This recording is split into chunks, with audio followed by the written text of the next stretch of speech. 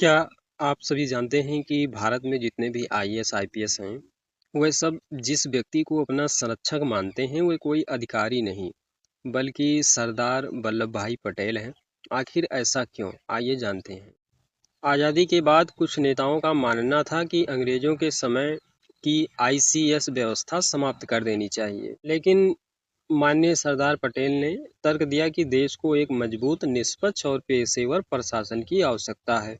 उनके प्रयासों से ही बाद में आईएएस और आईपीएस जैसी अखिल भारतीय सेवाओं का गठन हुआ।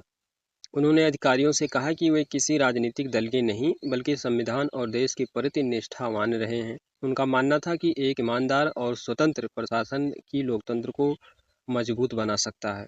माननीय सरदार पटेल ने 500 से अधिक रियासतों का भारत में विलय कराया। इस कठिन काल में प्रशासनिक और पुलिस अधिकारियों की महत्वपूर्ण भूमिका रही, इसलिए उन्होंने इन सेवाओं को मजबूत बनाया।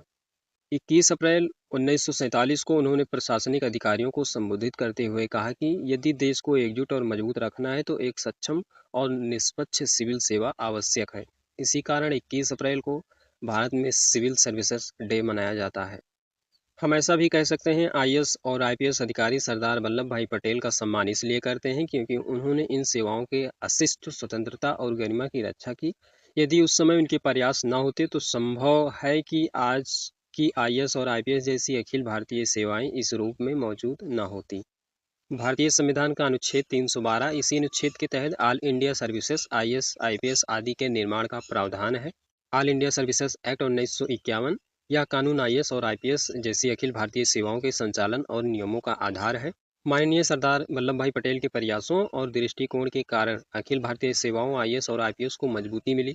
बाद में भारतीय संविधान के अनुच्छेद 312 और ऑल इंडिया सर्विसेज एक्ट 1951 के माध्यम से इन सेवाओं को संवैधानिक और कानूनी अधिकार मिला। अपनी राय कमेंट में जरूर दीजिएगा। धन्यवाद।